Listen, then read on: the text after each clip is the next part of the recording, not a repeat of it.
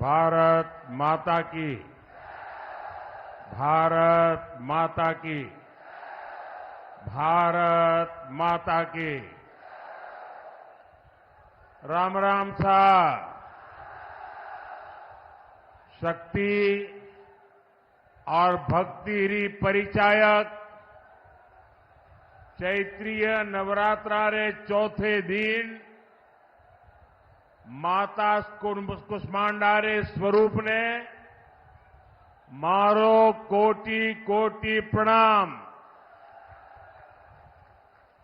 बाढ़ाणे और जैसैणे रे वासियों ने मारी घणे मानसू। राम राम। मैं सबसे पहले तो बहन ममता जी को बधाई देता हूं। इतना शानदार संचालन कर रही है आप। मैं बहुत अभिनंदन करता हूं आपका। आज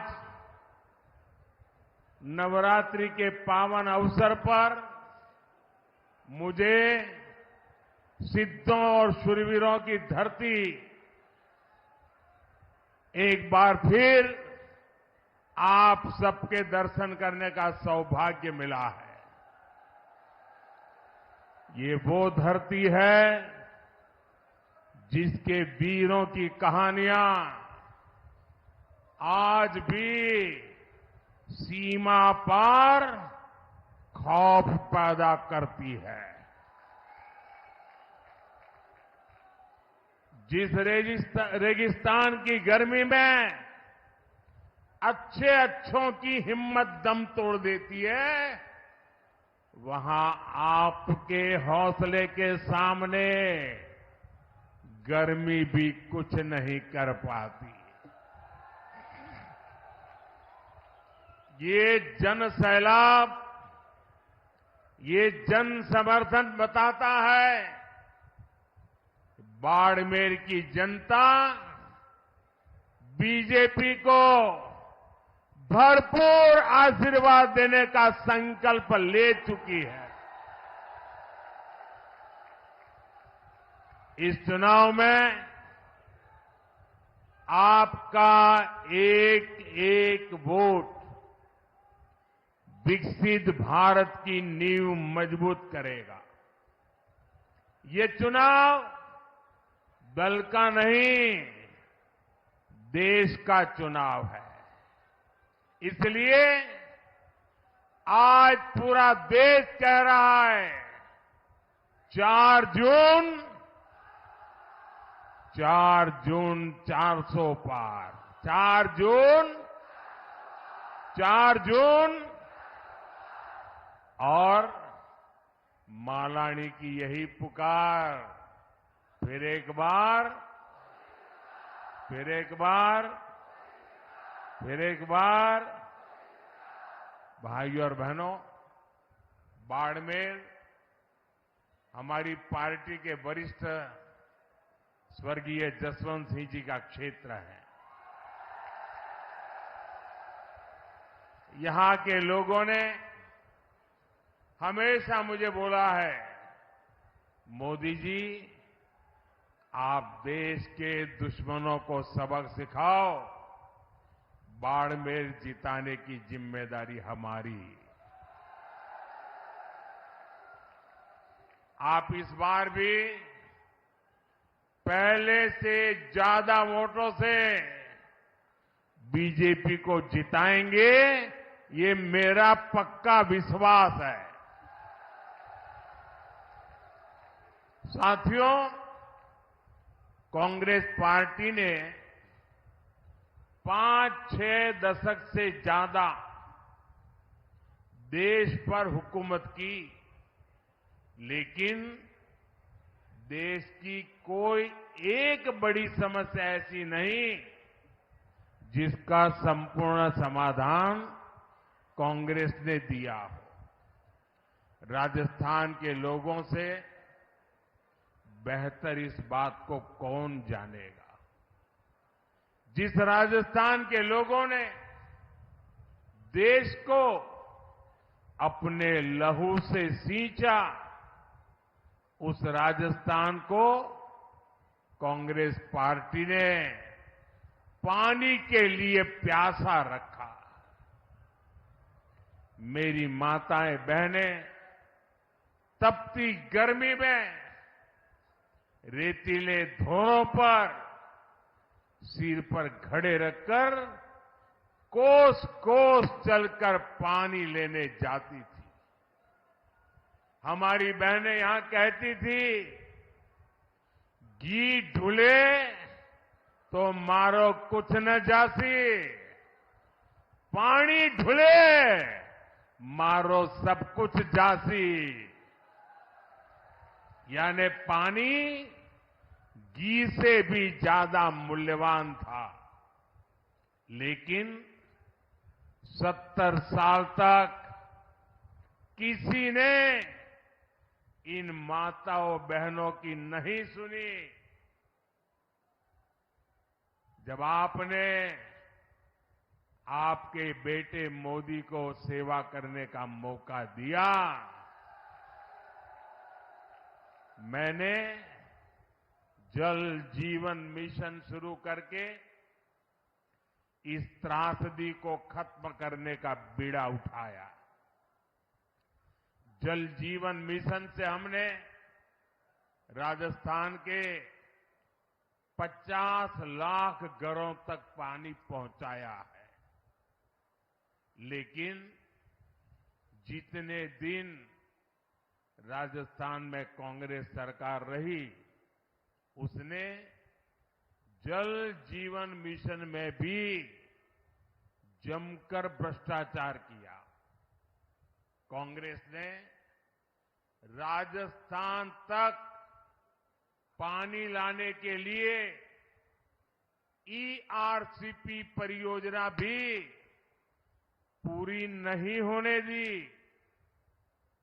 वहीं हमारे भजनलाल शर्मा जी की सरकार ने 100 दिन के भीतर ही ईआरसीपी परियोजना को पास करवाया है। हरियाणा से पानी का समझौता भी हो गया है और हम लोग तो चाहे राजस्थान हो या चाहे गुजरात हो, हम लोग तो लाखा बंजारा को अपना आदर्श मानने वाले लोग हैं। हमारा संकल्प है कि हम राजस्थान के हर घर तक पानी पहुंचाएं। साथियों, कांग्रेस की सोच ही विकास विरोधी है। ये लोग देश के सीमावर्ती गांवों को देश के आखिरी गांव कहते हैं। ये लोग सीमावर्ती जिलों को, वहां गांवों को जानबूझकर विकास से वंचित रखते थे। और आप हैरान हो जाएंगे, क्यों रखते थे, क्या तर्क देते थे? ऑफिशियली बताते थे। वो कहते थे कि सीमा के पास विकास होगा तो दुश्मन देश के भीतर आकर कब्जा करने की संभावना बढ़ जाएगी। ये शर्म की बात है कि नहीं भाई? क्या हम इतने बुद्धिल हैं कि हम बढ़िया रास्ते बनाए तो दुश्मन उस पर चढ़ जाएगा? क्या बात करते हो? शर्म आनी चाहिए आपको। आप मुझे बताइए, किस दुश्मन के कलेजे में इतनी हिम्मत है कि वो बाड़मेर की सीमा में घुसकर कब्जा करने की सोचे?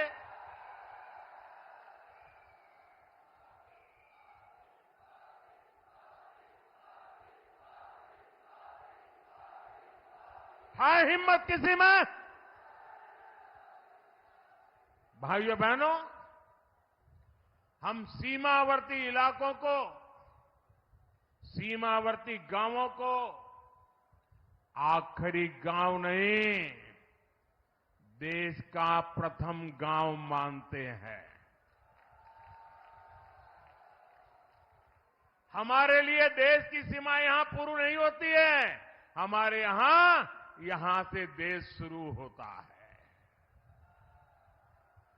आज अगर देश में 4 करोड़ गरीबों को पीएम आवास मिले हैं तो मेरे बाड़मेर को भी 2.25 लाख गरीबों को पक्के आवास का लाभ मिला है। भाजपा सरकार देश की आखिरी सीमा तक सड़कें और हाईवेज बना रही है।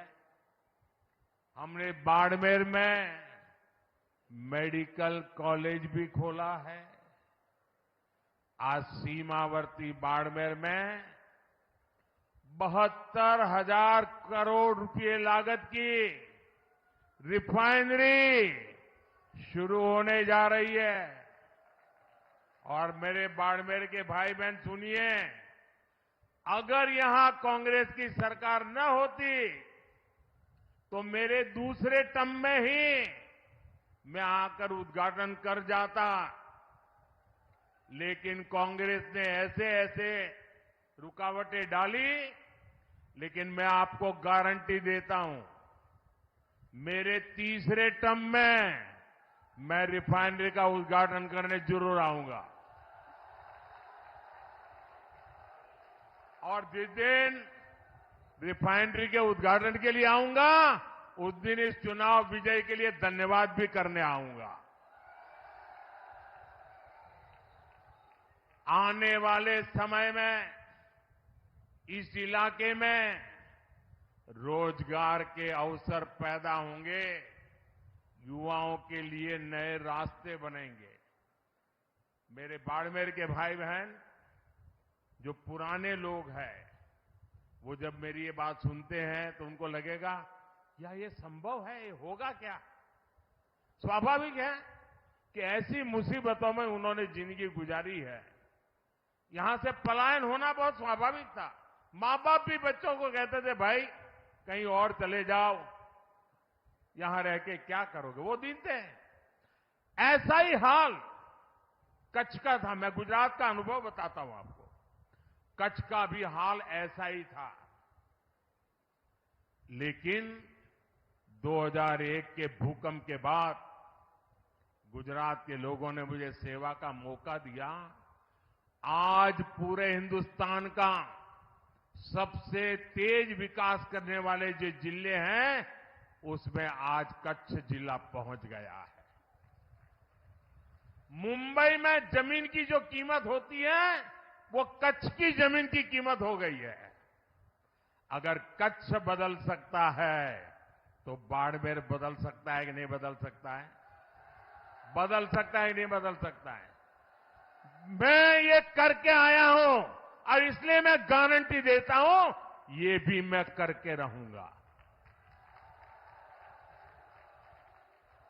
यहां के एयरपोर्ट में भी पिछली सरकार ने जमकर रोड़े अटकाए थे। अगर कांग्रेस ने बेवजह ब्रेक न लगाया होता तो यहां का एयरपोर्ट 2 साल पहले ही चालू हो जाता। साथियों, कांग्रेस ने जिन लोगों को दशकों तक नहीं पूछा, मोदी उनको पूजता है। हमारे आदिवासी समाज के बच्चे आगे बढ़े, इसके लिए हम एकलव्य मॉडल आवासीय स्कूल खोल रहे हैं। आदिवासी समाज को सिकल सेल एनीमिया से मुक्ति दिलाने के लिए हम अभियान चला रहे हैं। भाजपा ने आदिवासी समाज को सम्मान दिलाने के लिए देश को पहली महिला आदिवासी राष्ट्रपति दी है। हमारे गांव ढाणियों की महिलाएं, मेघवाल समाज, लंगा, मंगणियार समाज के लोग पीढ़ियों से हस्तकला का काम करते आए हैं। भाजपा ने पहली बार उन्हें आगे बढ़ाने के लिए पीएम विश्वकर्मा योजना शुरू की है। अपनी मेहनत से रेत में भी फसल उगाने वाले यहां के किसानों को भी कभी किसी ने नहीं सराहा।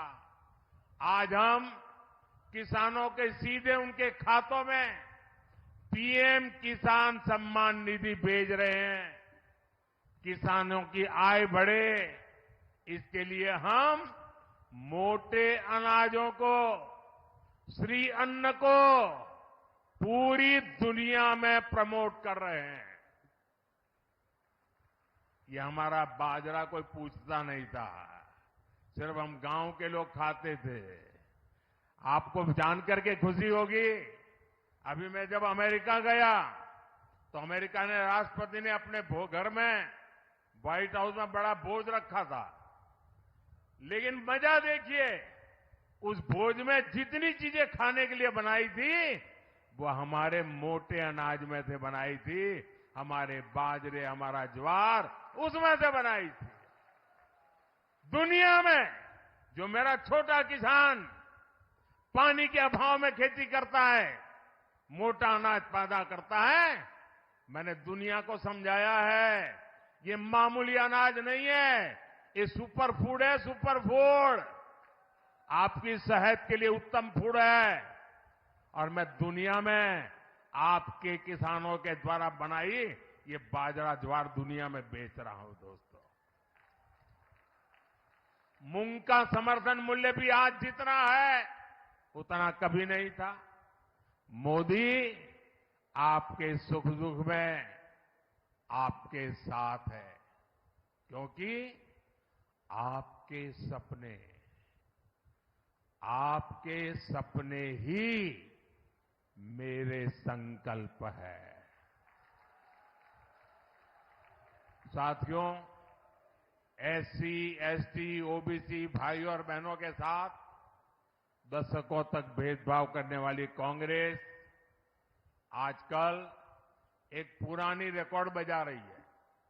जब भी चुनाव आता है, संविधान के नाम पर झूठ बोलना ये इंडिया अलायंस के सब साथियों की फैशन बन गई है। वो कांग्रेस जिसने बाबा साहब के जीते जी उन्हें चुनाव हरवाया, जिसने बाबा साहब को भारत रत्न नहीं मिलने दिया, जो वो कांग्रेस जिसने देश में आपातकाल लगाकर संविधान को खत्म करने की कोशिश की, आज वो मोदी को गाली देने के लिए संविधान के नाम पर झूठ की आड़ ले रही है। ये मोदी है जिसने देश में पहली बार संविधान दिवस मनाना शुरू किया। ये कांग्रेस वालों ने संविधान दिवस मनाने का विरोध किया था। पार्लियामेंट में भाषण है उनका। क्या बाबा साहब का ये अपमान है कि नहीं है?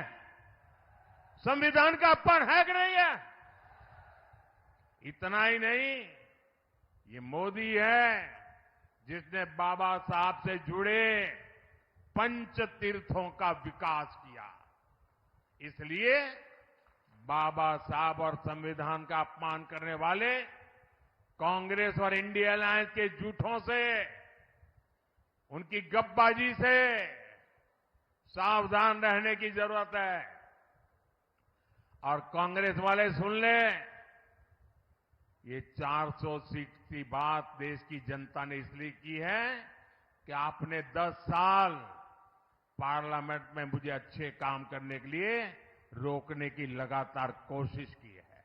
और इसलिए देश आपको, कांग्रेस को सजा देना चाहता है और साफ कर देने का मन बना लिया है। और जहां तक संविधान का सवाल है, आप मान के चलिए और मोदी के शब्द लिख के रखिए, बाबा साहब आंबेडकर खुद आ जाए तो भी संविधान खत्म नहीं कर सकते हैं। हमारा संविधान सरकार के लिए गीता है, रामायण है, महाभारत है, बाइबल है, कुरान है, ये सब कुछ हमारे लिए हमारा संविधान है। साथियों, भारत के खिलाफ ये इंडिया अलायंस वाले कितनी नफरत से भरे हुए हैं, ये इनके मैनिफेस्टो में भी नजर आता है। कांग्रेस के मैनिफेस्टो में तो बंटवारे की गुनहगार मुस्लिम लीग की छाप नजर आती है। अब इंडिया अलायंस में शामिल एक और दल ने देश के खिलाफ बहुत खतरनाक ऐलान किया है। उन्होंने अपने मैनिफेस्टो में लिखा है, जिस पोखरण की धरती ने भारत को परमाणु शक्ति से संपन्न किया, अब इंडिया अलायंस का कहना है कि हम भारत के परमाणु हथियार नष्ट कर देंगे, दरिया में डुबो देंगे। भारत जैसा देश जिसके दोनों तरफ पड़ोसियों के पास परमाणु हथियार हो,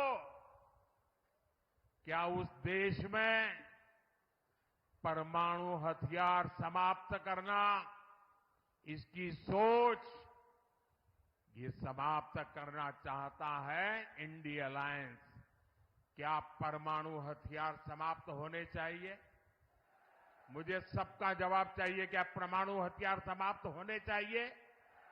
क्या परमाणु हथियार समाप्त होने चाहिए? मैं जरा कांग्रेस को पूछना चाहता हूं, आपके ये साथी, ये आपके इंडिया अलायंस के साथी किसके इशारे पर काम कर रहे हैं? ये कैसा गठबंधन है जो भारत को शक्तिहीन करना चाहता है?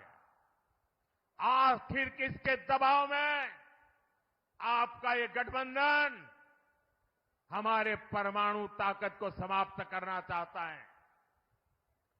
एक तरफ मोदी भारत को शक्तिशाली राष्ट्र बनाने में जुटा है, वहीं इंडी गठबंधन वाले भारत को कमजोर देश बनाने का ऐलान कर रहे हैं। माता तनोट राय की धरती के लोग क्या इसे स्वीकार करेंगे? कमजोर देश आपको मंजूर है? शक्तिहीन देश आपको मंजूर है? क्या ऐसा सोचने वालों को सजा देंगे? इस चुनाव में सजा देंगे? कमल पर वोट दबा करके उनको सजा देंगे? और इसलिए पूरे देश के लोगों को इंडी गठबंधन से सतर्क रहने की जरूरत है। साथियों, जिस भारत मां के लिए हम अपने जीवन की परवाह नहीं करते, ये कांग्रेस पार्टी उसे सिर्फ एक जमीन का टुकड़ा मानती है। और इसलिए कांग्रेस के राष्ट्रीय अध्यक्ष राजस्थान की वीर भूमि में आकर कहते हैं कि मोदी ने कश्मीर से 370 हटाया तो राजस्थान से उसका क्या लेना देना, क्या वास्ता? यहां आकर के बोल के गए। ये राजस्थान की राष्ट्रभक्ति पर ऐसा सवाल करने की हिम्मत करते हैं। जिस राजस्थान के वीरों ने सीमा पर कश्मीर के लिए सीने पर गोलियां खाई, उससे पूछते हो कि कश्मीर से क्या वास्ता? इस बाड़मेर के सपूत भीखाराम मुंड ने करगिल युद्ध में अपना बलिदान दे दिया था। और कांग्रेस कहती है कि कश्मीर का राजस्थान से क्या वास्ता? जिस राजस्थान में, कश्मीर में जन्मे बाबू साहब रामदेव जी की घर घर पूजा होती हो। उससे पूछते हो कि कश्मीर से क्या रिश्ता? जब कश्मीरी हिंदुओं को उनके घर से खदेड़ा गया था, तब कितने ही परिवारों को राजस्थान ने बसाया था, गले लगाया था। और ये पूछते हैं कि राजस्थान का कश्मीर से क्या वास्ता? अरे उनको पता नहीं होगा। करगिल के लोग ईरान गए थे और ईरान में कोविड की भयंकर महामारी में फंस गए थे। उनको वापस लाना था, कोविड के साथ लाना था। बड़ा संकट का काम था। उनको हिंदुस्तान ला करके कहां रखे? देश को जान करके गर्व होगा, ये मेरे राजस्थान की वीर भूमि है। जैसलमेर में ईरान से लाए गए कोविड के वो सारे लोग जो करगिल के रहने वाले थे, वहां वो माइनस टेम्परेचर में रहते हैं। यहां 35-40 डिग्री टेम्परेचर में महीना भर रहे। जब ठीक हुए तब राजस्थान ने उनको घर वापस भेजा था। ये है मेरा राजस्थान। कांग्रेस भारत को भाषा, प्रांत, जात पात में तोड़ना चाहती है। इसलिए आपको इस चुनाव में कांग्रेस को फिर एक बार सबक सिखाना है। साथियों, कांग्रेस हर उस काम का विरोध करती है जो देश हित में होता है। कांग्रेस हर उस ताकत के साथ खड़ी हो जाती है जो देश विरोधी होती है। आप देखिए, हम लोग देश में, राजस्थान में शक्ति की उपासना करते हैं, माता की उपासना करते हैं। लेकिन कांग्रेस के शहजादे कहते हैं कि वो हिंदू धर्म की शक्ति का विनाश कर देंगे। अरे मेरी माताओं बहनों की ताकत तुम नहीं जानते हो। किसी मर्द को आगे नहीं बढ़ाने पड़ेगा। ये शक्ति को नष्ट करने वालों को ये मेरी माता बहनें ही निपट लेगी। देश में राम मंदिर निर्माण का पुनीत पावन काम होता है, कांग्रेस उसका भी बहिष्कार करती है। और कांग्रेस करती क्या है? कांग्रेस रामनवमी की शोभा यात्रा पर राजस्थान में पत्थरबाजी करने वाले दंगाइयों को संरक्षण देती है। देश में घुसपैठिए आते हैं तो कांग्रेस उनका स्वागत करती है। लेकिन भारत विभाजन का विरोध करने वाले हमारे दलित और सिख भाई बहनों को नागरिकता देने वाले सीएए का ये विरोध करते हैं। मैं आपसे पूछता हूं, क्या कांग्रेस एक भी सीट राजस्थान से जीतने की हकदार है क्या? हकदार है क्या? एक भी सीट बचनी चाहिए क्या उनकी? इस बार तो उनकी सीटों की जमानत जानी चाहिए भाइयों। जाएगी? साफ कर दीजिए उनको, ये सुधरेंगे नहीं। साथियों, 26 अप्रैल को राजस्थान और देश के भविष्य के लिए एक बहुत बड़ा दिन है। और मैं रिफाइनरी के उद्घाटन के लिए जब आऊंगा तब आपको मैं याद कराऊंगा कि इसका महत्व क्या है।